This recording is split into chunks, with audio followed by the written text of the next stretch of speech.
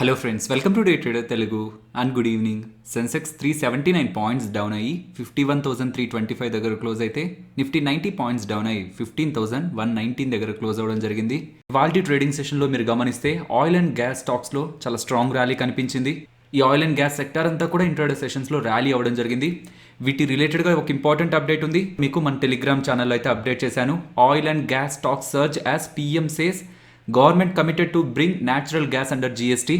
So ఇవాళ prime minister Narendra Modi గారు తమిళనాడులో ఆయిల్ అండ్ గ్యాస్ ప్రాజెక్ట్స్ రిలేటెడ్గా ప్రైమ్ మినిస్టర్ నరేంద్ర మోడీ గారు వీడియో కాన్ఫరెన్స్ ద్వారా కొన్ని ఇంపార్టెంట్ స్టేట్మెంట్స్ అయితే చేయడం జరిగింది. సో ఇలా స్టేట్మెంట్స్ చేయడానికి మెయిన్ రీజన్ ఇండియాలో ఉన్న ఎనర్జీ సెక్టార్లో డొమెస్టిక్ అలాగే ఇంటర్నేషనల్ ఇన్వెస్ట్మెంట్స్ తీసుకురావడానికి అనమాట. సో ఎప్పటి నుంచో న్యాచురల్ గ్యాస్ రిలేటెడ్గా సెంట్రల్ ఎక్సైజ్ డ్యూటీ అలాగే వ్యాట్ ఇలా డిఫరెంట్ ట్యాక్సెస్ పడుతూ వచ్చాయి. కాకపోతే మేము న్యాచురల్ గ్యాస్ని జీఎస్టీ అండర్లోకి తీసుకురావడానికి ప్రయత్నిస్తున్నాం. సో కమింగ్ డేస్లో తీసుకురాబోతున్నామని ప్రైమ్ మినిస్టర్ నరేంద్ర మోడీ గారు అయితే ఒక అప్డేట్ చేయడం జరిగింది. ఈ ఆయిల్ అండ్ గ్యాస్ కంపెనీస్కి ఎటువంటి అడ్వాంటేజ్ ఉంటుందంటే, ఇక్కడ మీరు గమనిస్తే వ్యాట్ ప్రెసెంట్ ఈ కంపెనీస్ 18% దగ్గరగా పే చేస్తున్నాయి. బట్ సెంట్రల్ ఎక్సైజ్ డ్యూటీని వ్యాట్ని రెండింటిని కంబైన్ చేస్తే నియర్లీ 28% దగ్గరగా ఉంటుందన్నమాట. సో ఇప్పుడు దీన్ని జీఎస్టీలోకి తీసుకొస్తే ఒక ఫిక్స్డ్ స్లాబ్కి వస్తుంది కాబట్టి ఎగ్జిస్టింగ్గా పే చేస్తున్న ఈ 28% కంటే కూడా జీఎస్టీలో ట్యాక్స్ రేట్ తగ్గినట్లయితే ట్యాక్స్ తగ్గడంతో ఎండ్ ప్రైజెస్ తగ్గుతాయి, తద్వారా కన్సంప్షన్ పెరుగుతుంది, వాల్యూమ్స్ పెరుగుతాయి, దాని ద్వారా వీళ్ళకి అడ్వాంటేజ్ ఉంటుంది. దీని ద్వారా ఎవరెవరికి పాజిటివ్ అని మెన్షన్ చేస్తూ ఇది CGD companies, city gas distribution companies like IGL, MGL అలాగే గుజరాత్ గ్యాస్ కి అడ్వాంటేజ్ గా ఉంటుందని, అలాగే ఇతర కంపెనీస్ లైక్ పెట్రోనెట్ ఎల్ఎన్జీ కానీ అలాగే Gujarat state Petronet limited, next GAIL, వీటన్నిటి కూడా అడ్వాంటేజ్ గా ఉంటుందని నేమ్స్ ని 1053 అరౌండ్ మీకు నేను టెలిగ్రామ్ లో అప్డేట్ చేశాను. సో ప్రైజెస్ తగ్గుతాయి, కన్సంప్షన్ పెరుగుతుంది అనేది ఒకటైతే, ఇప్పటి వరకు ఈ gas companies input tax credit claim చేసుకునే ఒక అవకాశం లేకుండా పోయేది. ఈవెన్ కొన్ని సెగ్మెంట్స్ లో వీళ్ళు జీఎస్టీ పే చేస్తున్నా ఫైనల్ ఎండ్ ప్రొడక్ట్ అనేది జీఎస్టీలో లేకపోవడం కారణంగా, ఈ నేచురల్ గ్యాస్ జీఎస్టీలో లేకపోవడం కారణంగా ఇన్పుట్ ట్యాక్స్ క్రెడిట్ ని క్లెయిమ్ చేసుకోలేకపోయేవాళ్ళనమాట. ఇలా నేచురల్ గ్యాస్ ని జీఎస్టీలోకి తీసుకురావడంతో నెక్స్ట్ కమింగ్ డేస్ లో ఇలా ట్యాక్స్ ఎక్స్పెన్సెస్ ని కూడా వీళ్ళు కంట్రోల్ చేసుకోవచ్చు. కాబట్టి ఇలా జీఎస్టీలోకి న్యాచురల్ గ్యాస్ తీసుకురావడం అనేది గ్యాస్ ప్రొడక్షన్ చేస్తున్న కంపెనీస్ అలాగే గ్యాస్ ని డిస్ట్రిబ్యూట్ చేస్తున్న కంపెనీస్ కూడా ఇది అడ్వాంటేజ్ గా ఉంటుంది. Most of the gas production అలాగే గ్యాస్ డిస్ట్రిబ్యూషన్ కంపెనీస్ అన్నిట్లో కూడా చాలా స్ట్రాంగ్ ర్యాలీ ఇంట్రాడే సెషన్స్ లో కనిపించింది. నెక్స్ట్ గెయిల్ గురించి మాట్లాడుకోవాలి. వీళ్ళు ప్రీవియస్ గా బైబ్యాక్ ప్రైస్ అనౌన్స్ చేశారు. సో 150 రూపీస్ పర్ షేర్ లో గెయిల్ లో ఎవరైతే ప్రీవియస్ గా స్టాక్స్ ని హోల్డ్ చేస్తున్నారో వాళ్ళ దగ్గర నుంచి కంపెనీ స్టాక్స్ ని బైబ్యాక్ చేస్తారని అనౌన్స్మెంట్ అయితే ఇవ్వడం జరిగింది. బైబ్యాక్ ఒక విండో 25th ఫిబ్రవరిన ఓపెన్ అవుతుంది అంటున్నారు, 10th మార్చ్ కి క్లోజ్ అవుతుంది అంటున్నారు. ప్రెసెంట్ ఉన్న క్యాలిక్యులేషన్స్ ప్రకారం 30% దగ్గరగా యాక్సెప్టెన్స్ రేషియో ఉండడానికి పాసిబిలిటీ ఉంటుంది. సో ఆల్రెడీ స్టాక్ ప్రైస్ 143 లో ఉంది, కమింగ్ డేస్ లో 150 కంటే పైకి వెళ్ళదు. సో 150 బెటర్ ప్రైస్ అనుకుంటున్నారు. ఎగ్జిట్ అవ్వాలనుకుంటున్నారు 150 లో అనుకుంటే ఎగ్జిస్టింగ్ గా స్టాక్స్ హోల్డ్ చేసిన వాళ్ళు ఈ బైబ్యాక్ లో అయితే పార్టిసిపేట్ చేయొచ్చు. నెక్స్ట్ అగైన్ లాస్ట్ 2 days నుంచి పర్టికులర్ గా 4 బ్యాంక్ స్టాక్స్ మనకి అప్పర్ సర్క్యూట్స్ కి వెళ్తున్నాయి కదా. సో వీటిలో వస్తున్న ఈ ర్యాలీకి మెయిన్ రీజన్ మనం ప్రీవియస్ గానే మాట్లాడుకున్నాం. 4 బ్యాంక్స్ లో 2 బ్యాంక్స్ ని ప్రైవేటైజేషన్ చేయడానికి గవర్నమెంట్ ఆఫ్ ఇండియా ఆలోచిస్తుందని స్పెక్యులేషన్ వచ్చిన పాయింట్ ఆఫ్ టైం నుంచి కూడా మోర్ దాన్ 60% దగ్గరగా, సో లాస్ట్ 3 ట్రేడింగ్ సెషన్స్ నుంచి మోర్ దాన్ 60% దగ్గరగా ఈ 4 స్టాక్స్ లో ర్యాలీ కనిపించింది. నిర్మలా సీతారామన్ గారు 2 పబ్లిక్ సెక్టార్ బ్యాంక్స్ అలాగే ఒక ఇన్సూరెన్స్ కంపెనీని కూడా ప్రైవేటైజేషన్ చేయబోతున్నారని బడ్జెట్ అయితే స్టేట్మెంట్ ఇచ్చారు కదా. కాబట్టి జనరల్ ఇన్సూరెన్స్ కార్పొరేషన్ ఆఫ్ ఇండియాని కానీ ఈ న్యూ ఇండియా అష్యూరెన్స్ కంపెనీని కానీ ఈ రెండింటిలో ఏదో ఒకటి ప్రైవేటైజేషన్ అవ్వడానికి పాసిబిలిటీ ఉంటుందని, అవి కూడా ఇంట్రాడే సెషన్స్ లో 20% దగ్గరగా అప్పర్ సర్క్యూట్స్ లో క్లోజ్ అయ్యాయి. ఇది ఇలా ఉంటే మార్నింగ్ 6:10 అరౌండ్ మీకు big update from Morgan Stanley on SBI అని. మోర్గన్ స్టాన్లే వాళ్ళు 525 అని అంతకు ముందు ఇచ్చారు State Bank of India target, దాన్ని అప్గ్రేడ్ చేస్తూ రేటింగ్ ని ఓవర్ వెయిట్ గా ఇస్తూ టార్గెట్ ప్రైస్ ని కూడా ప్రీవియస్ గా ఇచ్చిన 525 నుంచి 600 రూపీస్ కి ఇంక్రీజ్ చేయడం జరిగింది. సో 600 కాదు, in bull case scenario 765 rupees. So nearly 90% present trade అవుతున్న ప్రైస్ కి 90% దగ్గరగా ఎస్బీఐ స్టాక్ ర్యాలీ అవ్వడానికి పాసిబిలిటీ ఉంటుందని వీళ్ళు మెన్షన్ చేస్తున్నారు. దీనికి రీజన్స్ వీళ్ళు క్లియర్ గా వీళ్ళ నోట్లో అయితే మెన్షన్ చేస్తున్నారు. వీళ్ళు రీసెంట్ ఎస్బీఐ రిజల్ట్స్ లో పోస్ట్ చేసిన డేటా అండ్ జనరల్ డేటాను కూడా వీళ్ళు మాట్లాడుతున్నారు. కాకపోతే ఎంటైర్ నోట్ లో ఉన్న ఇంపార్టెంట్ పాయింట్స్ నేను మీతో షేర్ చేస్తాను. వీళ్ళు చెప్తున్నది నెక్స్ట్ కమింగ్ డేస్ లో సెంట్రల్ బ్యాంక్స్ అన్ని లిక్విడిటీని తగ్గించే ప్రయత్నం చేస్తాయి కాబట్టి ఆ పాయింట్ ఆఫ్ టైంలో బ్యాంక్స్ కి మార్జిన్స్ లో ఇంప్రూవ్మెంట్ వస్తుంది అంటున్నారు. అండ్ ఈవెన్ ఎస్బీఐ వాళ్ళు ఇంటర్నల్ గా చేస్తున్న చేంజెస్ తో వీళ్ళ క్రెడిట్ కాస్ట్ కూడా కమింగ్ డేస్ లో తగ్గుతుంది. సో అదంతా కూడా స్టేట్ బ్యాంక్ ఆఫ్ ఇండియాకి పాజిటివ్ గా ఉంటుంది అంటున్నారు. వీటితో పాటు వీళ్ళు ఫైనాన్షియల్ ఇయర్ 2002 నుంచి ఫైనాన్షియల్ ఇయర్ 2007 వరకు బ్యాంక్స్ లో వచ్చిన ర్యాలీని గుర్తు చేస్తున్నారనమాట. ఆ పాయింట్ ఆఫ్ టైంలో most of the bank stocks అన్ని కూడా గమనించండి, ఆ 5-year పాయింట్ ఆఫ్ టైంలో 5 times దగ్గరగా బ్యాంక్స్ మల్టిప్లై అయ్యాయి.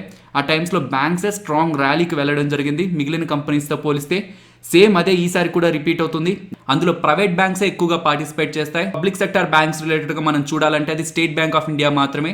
So state Bank of India present under valued లో ఉంది. ఈవెన్ రీసెంట్గా వాళ్ళు రిజల్ట్స్ పోస్ట్ చేశాక మేము అనాలిసిస్ చేస్తే మేము ఇచ్చిన 525 టార్గెట్ని కూడా అప్గ్రేడ్ చేస్తూ 600 అండ్ ఇన్ బెస్ట్ కేస్ 765 వరకు state Bank of India rally అవడానికి పాసిబిలిటీ ఉంటుందని మోర్గాన్ స్టాన్లే వాళ్ళు వాళ్ళ రీసెర్చ్ నోట్లో అయితే అప్డేట్ చేస్తున్నారు. నెక్స్ట్ ఈ జనవరిలో ఏ కంపెనీస్లోకి మ్యూచువల్ ఫండ్స్ వాళ్ళు కొత్తగా ఎంట్రీ తీసుకున్నారు, కొత్తగా స్టాక్స్ని బై చేశారు అండ్ ఏ కంపెనీస్లో నుంచి కంప్లీట్గా ఎగ్జిట్ అయ్యారనే డేటా ఇక్కడ మీకు కనిపిస్తూ ఉంటుంది.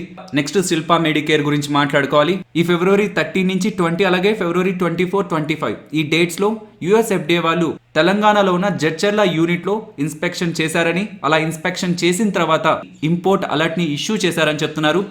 ఓకే, ఇంపోర్ట్ అలర్ట్ విధిస్తే ఏమవుతుంది? ఏ ఫార్మాస్యూటికల్స్ రిలేటెడ్గా ఇంపోర్ట్ అలర్ట్ విధించుంటారో వాటిని వీళ్ళు ఇక్కడి నుంచి తీసుకువెళ్ళి అమెరికాలో సెల్ చేయడం కుదరదు, యూఎస్లో సెల్ చేయడం కుదరదు.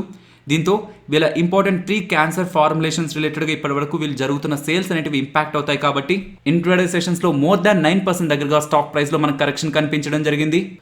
నెక్స్ట్ నాల్కో గురించి మాట్లాడుకోవాలి. సో ఈ కంపెనీ రిలేటెడ్గా కూడా బైబ్యాక్ డేట్స్ అయితే అప్డేట్ అయ్యాయి. సో వీళ్ళు ప్రీవియస్గా అనౌన్స్ చేసిన బైబ్యాక్ ప్రైస్ 57 రూపీస్ 50 పైస్ అనమాట. సో ఈ బైబ్యాక్ కూడా ఫిబ్రవరి 25 నుంచి మార్చి 10 వరకు ఈ బైబ్యాక్లో అయితే పార్టిసిపేట్ చేయొచ్చు. నెక్స్ట్ సువెన్ లైఫ్ సైన్సెస్ గురించి మాట్లాడుకోవాలి. మార్కెట్ ఓపెన్ అవ్వకముందు 847 అరౌండ్ సువెన్ లైఫ్ సైన్సెస్ వాళ్ళ బోర్డ్ మీటింగ్ రిలేటెడ్గా మనకు ఒక అప్డేట్ వచ్చింది. సో సువెన్ లైఫ్ సైన్సెస్ వాళ్ళు ఆ కంపెనీకి సంబంధించిన ఈక్విటీ షేర్స్ని అలాగే వారెంట్స్ని వాళ్ళ ప్రమోటర్స్కి ఇష్యూ చేయాలనుకుంటున్నారు. సో ప్రమోటర్స్ వాళ్ళ ఓన్ కంపెనీలోనే ఇన్వెస్ట్మెంట్ చేస్తున్నారంటే, ప్రమోటర్సే కంపెనీలో డబ్బులు పెడుతున్నారంటే అది కంపెనీ రిలేటెడ్గా పాజిటివ్గా ఉంటుందని ట్విట్టర్లో వచ్చిన అప్డేట్ నేను మీకు స్క్రీన్ షాట్ తీసి మన టెలిగ్రామ్లో అప్డేట్ చేశాను కదా. ఇలా వచ్చిన పాజిటివ్ అప్డేట్తో మార్కెట్ ఓపెన్ అయిన తర్వాత స్టాక్ ప్రైస్ అప్పర్ సర్క్యూట్లో క్లోజ్ అవడం జరిగింది. నెక్స్ట్ రైల్టెల్ ఐపీఓ ఈ రోజుతో అయితే క్లోజ్ అవడం జరిగింది.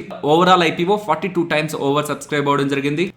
బయట గ్రే మార్కెట్లో వీక్ డిమాండ్ ఉంటూ ఉండేసరికి సో బయట సబ్స్క్రిప్షన్ నెంబర్స్ కూడా హెచ్ఎన్ఎస్ దగ్గర నుంచి తక్కువగా ఉంటాయనుకున్నారు. కాకపోతే 73 టైమ్స్ ఓవర్గా సబ్స్క్రిప్షన్ దట్టు హెచ్ఎన్ఎస్ దగ్గర నుంచి కనిపిస్తూ ఉండేసరికి ఇవాళ గ్రే మార్కెట్ ప్రీమియం కూడా కొంత పెరిగింది.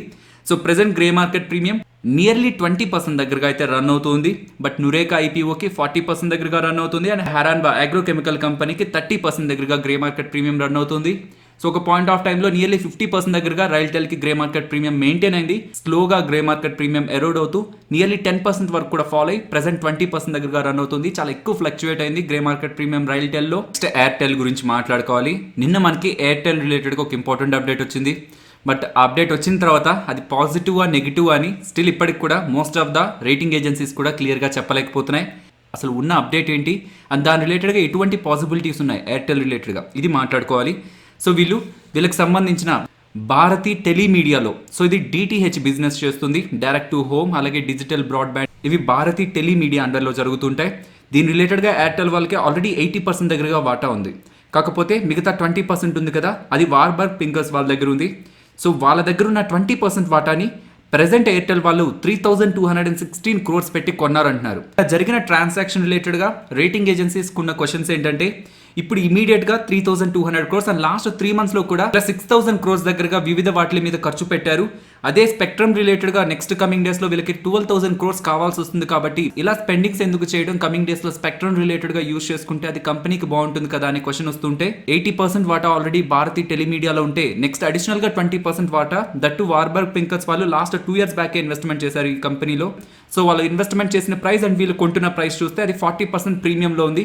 కాకపోతే ఇలా వీళ్ళు భారతీ టెలిమీడియాలో కంప్లీట్ కంట్రోలింగ్ వాటాను తీసుకొని కంప్లీట్ 100% వాటాను తీసుకొని జియోకి కాంపిటీషన్ ప్రొవైడ్ చేసేలాగా, లైక్ జియో వాళ్ళు బండల్ సర్వీసెస్ ప్రొవైడ్ చేస్తున్నారు కదా, అలాగే వీళ్ళు కూడా వీళ్ళ సబ్సిడరీస్ ని రీఆర్గనైజ్ చేసి జియో వాళ్ళ డిజిటల్ సెగ్మెంట్ కి ఒక స్ట్రాంగ్ కాంపిటీషన్ ఇవ్వాలనే ప్రయత్నంతోనే ఎయిర్టెల్ వాళ్ళు 20% వాటాను కొంటున్నారని, ఇది ఒక స్ట్రాటజిక్ ఇన్వెస్ట్మెంట్ అండ్ వీటి రిలేటెడ్ గా వీళ్ళు ఎటువంటి స్టెప్స్ తీసుకోబోతున్నారు అనేది నెక్స్ట్ కమింగ్ మీటింగ్స్ లో మనకు అప్డేట్స్ ఉంటాయని ఇంకొన్ని రేటింగ్ ఏజెన్సీస్ వాళ్ళైతే భావిస్తున్నారు. నిఫ్టీ అలాగే bank Nifty support and resistance మాట్లాడుకోవాలి. నిఫ్టీ రెసిస్టెన్స్ గా 240 మెన్షన్ చేస్తున్నాను బికాస్ ప్రీవియస్ డేస్ నుంచి మనం ఈ లెవెల్ ని ఇంపార్టెంట్ లెవెల్ గా గమనిస్తున్నాం. అండ్ ఇవాళ మీరు గమనిస్తే ఓపెనింగ్ 15,238 దగ్గర అయింది అండ్ టాప్ సైడ్ 250 వరకు మాత్రమే ర్యాలీ అయింది అండ్ అక్కడి నుంచి స్లోగా మార్కెట్లో కరెక్షన్ వస్తూనే ఉంది. సో 240 లెవెల్ అనేది మల్టిపుల్ టైమ్స్ ప్రీవియస్ గా మనకి రెస్పెక్ట్ అయింది కాబట్టి ఆ లెవెల్ ని రెసిస్టెన్స్ గా గమనిస్తున్నాను. 15,070 ఇంపార్టెంట్ సపోర్ట్, బట్ ప్రెసెంట్ ఉన్న లెవెల్స్ నుంచి చాలా దగ్గరగా ఉంటుంది. అది బ్రేక్ అయితే 15,020 అనమాట. సో నియర్లీ 15,000 to 15,020 ఆ రేంజ్ లో కూడా నిఫ్టీ సపోర్ట్ తీసుకోకుండా ఆ రేంజ్ కంటే డౌన్ సైడ్ బ్రేక్ అయ్యి 15,000 బిలో సస్టైన్ అయినట్లయితే ఫర్దర్గా మార్కెట్ 14,800 వరకు కూడా కరెక్ట్ అవడానికి పాసిబిలిటీ ఉంటుంది. బట్ స్టిల్ ఎఫ్ఐఎస్ పాజిటివ్ సైడే ఉంటూ వస్తున్నారు అండ్ అబౌవ్ 15,000 నిఫ్టీ రిలేటెడ్గా నేను పాజిటివ్ వ్యూనే మెయింటైన్ చేస్తున్నాను. అండ్ బ్యాంక్ నిఫ్టీ సపోర్ట్ 36,240 దగ్గర గమనిస్తున్నాను. And resistance 37,180. Next Nifty option chain గమనిద్దాం. సో ప్రెసెంట్ మనం చూస్తున్నది ఫిబ్రవరి monthly expiry contract data. So దీన్ని March first week expiry contract డేటాతో కూడా కంబైన్ చేస్తే 15,000 to 15,500 ఈ రేంజే మెయింటైన్ అవుతుంది. కాకపోతే ఫిబ్రవరి మంత్లీ ఎక్స్పైరీ కాంట్రాక్ట్ డేటాలో 15,300 కంటే కూడా మార్కెట్ పైకి వెళ్ళదు. 15,300 ఒక మేజర్ రెసిస్టెన్స్ గా ఉంటుందని కాల్ రైటర్స్ ఇంట్రాడే సెషన్స్ లో నియర్లీ 14,000 కాంట్రాక్ట్స్ దగ్గరగా అక్కడ బిల్డ్ చేశారు. కాబట్టి ఈ 15,500 కొంత దూరంలో ఉంది. దగ్గరగా చూడాలనుకుంటే 15,300 ని మనం రెసిస్టెన్స్ గా గమనించవచ్చు. But down side 15,000 above sustain అవుతున్నంత వరకు మనం పాజిటివ్ వ్యూనే మెయింటైన్ చేయొచ్చు. ఈ 15,000 బ్రేక్ అయి డౌన్ సైడ్ క్లోజ్ అయినట్లయితే నెక్స్ట్ ఆ వీక్నెస్ 14,800 వరకు కూడా కంటిన్యూ అవడానికి పాసిబిలిటీ ఉంటుంది. సో ఫైనలీ ఇది ఫ్రెండ్స్ మన వీడియో నచ్చిందా? నచ్చితే వీడియోని లైక్ చేయండి ఫ్రెండ్స్. అండ్ ఈ వీడియో మన వాళ్ళకి యూజ్ అవుతుంది అనుకుంటే తప్పకుండా షేర్ చేయండి. అండ్ మన ఛానల్ని సబ్స్క్రైబ్ చేయనట్లయితే ఛానల్లో ఉన్న వీడియోస్ని గమనించండి. ఇఫ్ ఆ వీడియోస్ మీకు ఇంట్రెస్టింగ్గా అనిపిస్తే ఛానల్ని సబ్స్క్రైబ్ చేసి పక్కనే ఉన్న బెల్ ఐకాన్ కూడా క్లిక్ చేయండి. మరొక ఇంట్రెస్టింగ్ వీడియోతో మళ్ళీ మీ ముందుకు వస్తాను. అంతవరకు టేక్ కేర్. జై హింద్.